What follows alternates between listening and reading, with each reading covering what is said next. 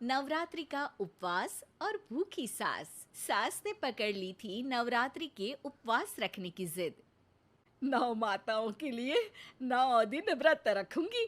मैया की भक्ति में शक्ति है। मैया हमारे परिवार को अपना आशीर्वाद जरूर देंगी। लेकिन अपना शरीर तो देखिए माँ जी, आपका एक पाँव घर में रहता है और एक पाँव डॉक्टर के यहाँ। फिर से बीमार हो गई तो जय माता दी के साथ राम नाम सत्य भी। अरे राम राम राम, कैसी बातें कर रही हो बहू। राम नाम सत्य हो मेरे दुश्मनों का। मुझे व्रत रखने से मत रोको बहू। वरना देवी माँ नाराज हो जाएंगी। नहीं, तुम्हारी सासू माँ नाराज हो जाएंगी। अरे पर माँ, भूखे क्यों रहना है? देवी माँ थोड़ी ना चाहती होंगी कि उनके भक्त भूखे रहें। और आपकी तो सारी मनोकामना पूरी हो चुकी है ना माँ। लालच है बेटा, लालच बुढ़ापे में भी खत्म नहीं होती। अरे तुम चुप करो जी। तुम्हारी भी उम्र है भक्ति भाव करने की। ज्यादा बड़बड़ की ना तो तुमसे भी उपवास रखवा लूंगी। हाँ। अरे रौद्र रूप क्यों धारण कर रही हो मेरी माँ। रख लो व्रत। ठीक है माँ, बस अपनी हेल्थ का ध्यान रखना। अरे उसकी चिंता तुम मत करो बेटा। मैंने टीवी पे देख लिया है कि व्रत में क्या क्या खाने से शरीर में कमजोरी नहीं होती। अच्छा ही है, वरना ऐसा ना हो कि 9 दिन के बाद तुम मैया के द्वार की जगह सीधा हरिद्वार। अरे, तुम मुझे हरिद्वार क्यों भेजना चाहते हो? क्योंकि अब तुम्हें मायके तो भेजने से रहा। बाबूजी, क्यों माँ को परेशान करते रहते हो? अच्छा माँ, ये बता दो कि आपको व्रत में खाने के लिए क्या क्या चाहिए होगा। सास के सामने सब हार जाते हैं। माँ के कहे सामान को बेटा लेकर आता है। नवरात्रि का पहला दिन है। नाश्ता कर लो, स्वस्थ रहो, मस्त रहो। मेरा व्रत से ध्यान भंग मत करो। अच्छा ठीक है ठीक है। भूख लगेगी तो मेरी तरफ मत देखना। आई बड़ी। तुम कोई खाना हो जो तुमको देखूंगी। आए बड़े। माँ जी, ये लीजिए आपका फरियाली मिक्सचर। इससे व्रत नहीं टूटेगा। अरे इतना सा? दिन भर भूखी रहने वाली हूँ, थोड़ा तो और ला दे। पर ये सब तो सपोर्ट के लिए होता है ना माँ जी, पेट भर के थोड़ी ना खाना होता है। करवा चौथ का व्रत नहीं रख रही हूँ जो कुछ ना खाऊं पीऊं। हाँ यार, ये तो मैंने सोचा ही नहीं। तुम इतने सारे व्रत रखती हो तो मेरे लिए करवा चौथ का व्रत क्यों नहीं रखती? अरे जुबान पे तुम्हारा नाम न रखूं, व्रत क्या खाक रखूंगी तुम्हारे लिए। माँ के कहने पर बहू और भी फरियाली ले आती है, जिसे खाकर माँ डकार मारती है। इतनी जोर से डकारोगी तो दुर्गा मैया भी डर जाएंगी। तुमने तो उनके शेर से भी तेज आवाज निकाल दी। अरे शेर के जैसा पंजाबी मारती हूं मैं, देखना चाहोगे? तुम्हें पता है ना, व्रत रखते समय हिंसा वाली बातों से, विचारों से और बुरी चीजों से दूर रहना चाहिए। सही कहा। बुरी चीजों से दूर रहना चाहिए। इसीलिए तो तुमसे दूर जा रही हूँ, दूसरे कमरे में। सास ने कई सारी ऐसी चीजें खाई जिनसे व्रत ना टूटे। बहू, सब्र का फल मीठा होता है। इसका मतलब ये थोड़ी है कि तू मुझे शाम तक फल नहीं खाने देगी। माँ जी, 1 घंटे पहले ही तो आपने इतना सारा। अरे एक खाता ही बना ले, उसमें लिखा करे कि मैंने कितना खाया, कितना पानी पिया। अरे नहीं नहीं माँ जी, मैं अभी फल लेकर आती हूँ। जोर से बोलो। नहीं माँ जी, मैं फल लेकर आती हूँ। अरे ये नहीं, जोर से बोलो, जय माता दी। सासू माँ एक साथ बहुत सारे फल खा लेती है। माँ जी, इतनी जोर से मैं डर गई। अरे भक्ति की शक्ति की पुकार है। पुकार नहीं, डकार है। हाँ हाँ ठीक है ठीक है। चिप्स और लेकर आना जरा, उससे भी व्रत नहीं टूटता। माँ जी, आज ही सब खत्म हो जाएगा, नाश्ते का ही टाइम है। अरे ठीक है ना बेटा, मैं अब कुछ खाऊंगी ही नहीं, तुझे इतनी तकलीफ है तो।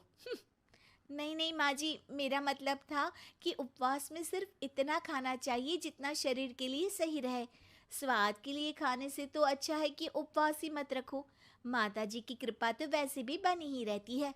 अरे वाह बहू वाह, एक ढोलक और हारमोनियम भी लेकर आना और प्रवचन करने लग जा। श्री श्री 108 बहु ईश्वरी माता। माँ जी, मैं आपके लिए चिप्स लेकर आती हूँ। बहू की सही सलाह को भी सास नजरअंदाज कर देती है। थोड़ी देर में बहू सास को चिप्स लाकर दे देती है। आलू की चिप्स, आहा मजा आ गया। आलू किसी भी सब्जी में चला जाता है। आलू पनीर, आलू पालक, आलू टमाटर, आलू भिंडी और तो और पराठे में भी चला जाता है। वैसे ही इंसान को भी हर स्थिति में आलू जैसा होना चाहिए। थोड़ी देर में वहां ससुर जी आते हैं। क्या चिप्स खा रही हो? अरे नहीं जी, दिख तो चिप्स ही रही है। अरे तो पूछ क्यों रहे हो? अरे गुस्सा क्यों हो रही हो? उपवास में गुस्सा नहीं करना चाहिए। और ऐसा तो है नहीं कि सिर्फ तुम उपवास करती हो, हमने भी तो किया होगा कभी। नहीं जी नहीं, तुम तो कर ही नहीं सकते। तुम उपवास में भी भेजा खाओगे और भेजा खाने से उपवास टूट जाता है।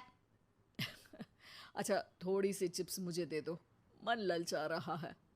नहीं, उपवास के लिए है। तुम अपना खाना खा लेना जो भी बने। पूरा दिन सास कुछ ना कुछ खाती रहती है। जैसे ही रात होती है, बस उपवास हो गया, अब मैं खाना खाऊंगी। जो दिन भर से खा रही थी उसको क्या बोलते हैं?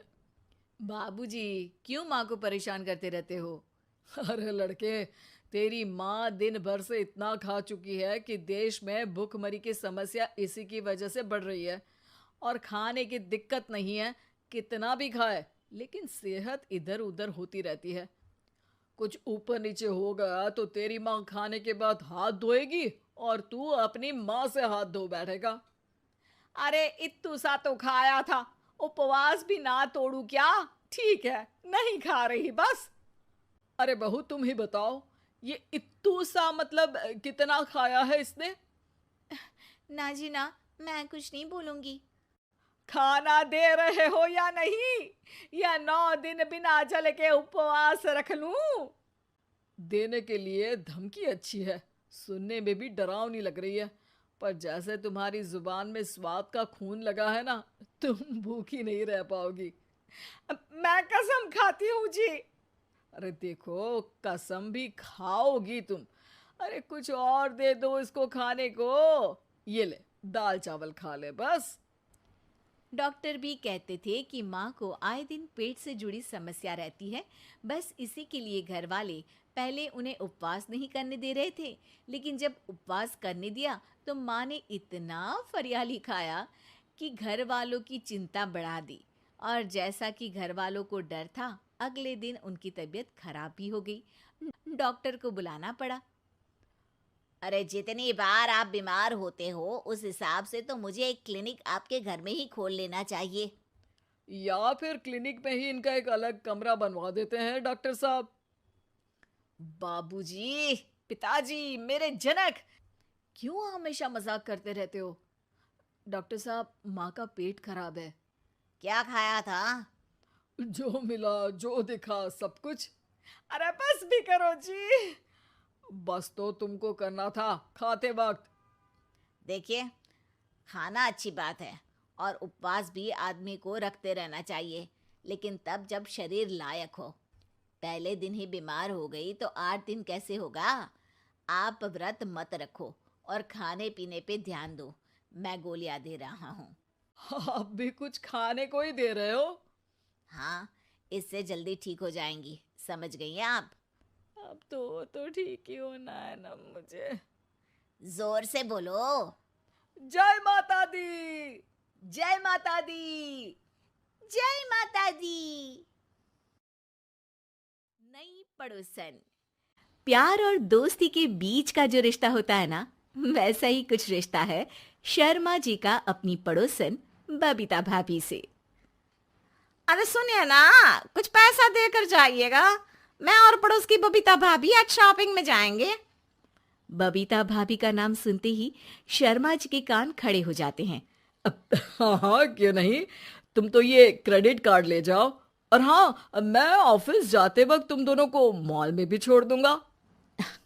अरे वाह, ये तो मजा ही आ गया। मैं अभी बबीता भाभी को तैयार हो जाने को कहती हूँ। शर्माइन और बबीता में बात हो जाती है। ये महंगा वाला परफ्यूम लगा लेता हूँ, भाभी जी बगल में बैठेगी तो इम्प्रेस हो जाएंगी। दोनों मियाँ बीवी घर से बाहर निकलते ही है कि शर्माइन बगल वाली सीट में बैठती है। अरे तुम पीछे जाओ ना। अरे पीछे का है? अरे तुम ड्राइवर लगोगे ना, मैं और बबीता भाभी पीछे बैठ गए तो? अरे नहीं नहीं, वो तो आगे बैठेगी। और क्या बात है, कुछ ज्यादा ही जज्बात नहीं उछल रहे हैं तुम्हारे? मैं उतर रही हूँ, कैब से चली जाऊंगी। अरे मेरी प्यारी बुलबुल, वो मेरा ऑफिस का बैग देख रही हो ना? हाँ तो रोज ही तो देखते हैं, आज का नया है? अरे उसमें ना ऑफिस का कैश रखा है। अब ये बबीता भाभी का तो कोई भरोसा है नहीं, चोर तो लगती है तभी तो।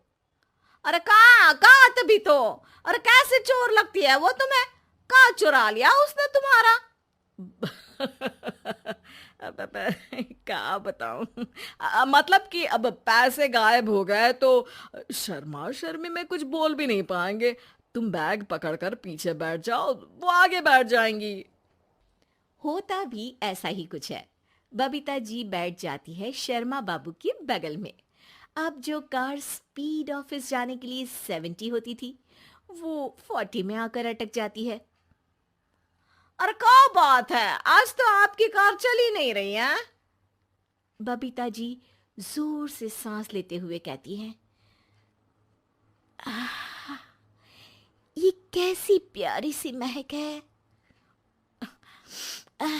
अरे लगता है मेरा परफ्यूम है, लेकिन मैंने तो लगाया नहीं। अरे वो लगता है गलती से मैंने। अरे शर्मा जी, लेडीज परफ्यूम। अब जी जी, वो बाजार आ गया। अच्छा, आप लोगों को अगर टाइम लगेगा तो बता देना, मैं आ जाऊंगा लेने। अरे नहीं ना, ठीक है जाओ अब ऑफिस। हाँ वैसे ही लेट हो रहे हो कब से। बाय बाय भाभी जी, अच्छे से शॉपिंग करिएगा। जी बिल्कुल। अगले दिन। अरे सुनिए तो, शाम को जल्दी आ जाइएगा, वो बबीता भाभी है ना? अब कौन बबीता भाभी? याद नहीं आ रहा। अरे वही वाली जिसके साथ आपने हमें मार्केट में छोड़ा था, याद नहीं का? अरे कौन वो पतली लंबी काले काले बालों वाली हिरण जैसी आंखों वाली, वही ना? अरे याद नहीं आ रही अच्छे से। वाह जी वाह। अरे और कितना याद रखोगे? उन लोगों के घर हमारा आज रात का खाना है, टाइम से आ जाना। शर्मा और शर्माइन पड़ोस की बबीता भाभी के घर खाना खाने जाते हैं, जहां बबीता का पति कहता है, अरे आइए आइए भाभी जी, आप ही का इंतजार हो रहा था। देखिए, आज सब्जी मैंने खुद आपके लिए अपने हाथों से बनाई है। अच्छा, तो कभी हमारे घर भी आइए, खाने में मैं भी खिलाऊंगा बबीता भाभी को अपने हाथ का कोरमा मसाला। अगर आप दोनों की खुद की तारीफ हो गई हो तो थोड़ा बैठकर बात कर लें। अरे बबीता जी, आपकी शादी अरेंज्ड मैरिज लगती है, तभी आप कहाँ इतनी सुंदर, और भाई साहब। अरे नहीं नहीं, हम लोगों की तो लव मैरिज थी। मैंने तो 16 सोमवार रखी थी इनके लिए। अरे हाँ, मैंने भी इनसे शादी के लिए ना 16 सोमवार रखे थे। अच्छा, और व्रत करने के बाद ये मिले आपको? अरे चुप रहिए ना, कुछ भी बोले जा रहे हैं। कितनी प्यारी जोड़ी है शर्मा और शर्माइन जी की। हाँ वैसे और भी अच्छी हो सकती थी। सब खाना खाकर अपने घर के लिए निकल ही रहे होते हैं कि और हाँ, अब हम लोगों को एक दूसरे के घर जाने के लिए किसी बहाने की जरूरत नहीं होनी चाहिए। अरे भाई, पड़ोसी हैं, वो भी एक उम्र के। क्यों मिसेस शर्मा? और अब मुझे और कविता भाभी को तो बोलने की भी जरूरत नहीं है। वो कहा ना, हम लोग वैसे भी साथ ही रहते हैं।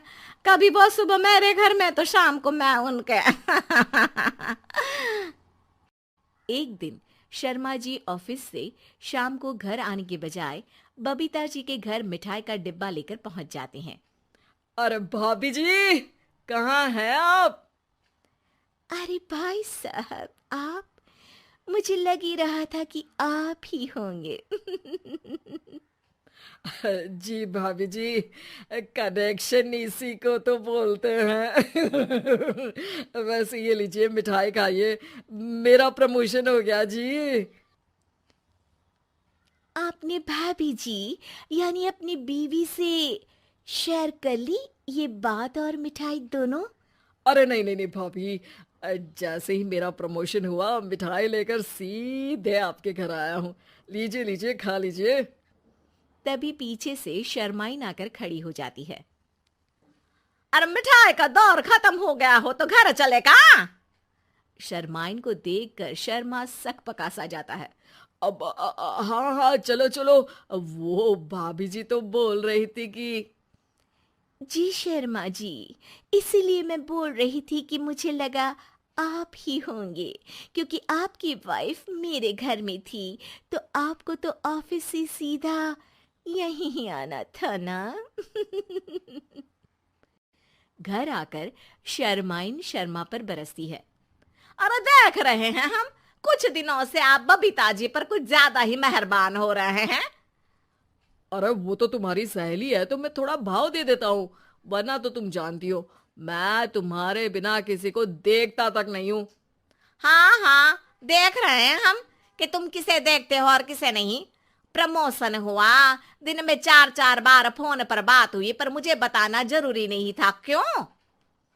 शर्मा देखता है कि दरवाजे में बबीता खड़ी है और सामने बीवी की। तभी हाय हाय रे हाय, मेरे सीने में दर्द आई आई आई आई आई, वो सीना पकड़कर बैठ जाते हैं। अब एक तरफ से बीवी शर्मा जी को पकड़ती है और एक तरफ से बबीता जी। बेचारे शर्मा जी इस बार तो बच गए, लेकिन देखना बाकी है कि आखिर कब तक।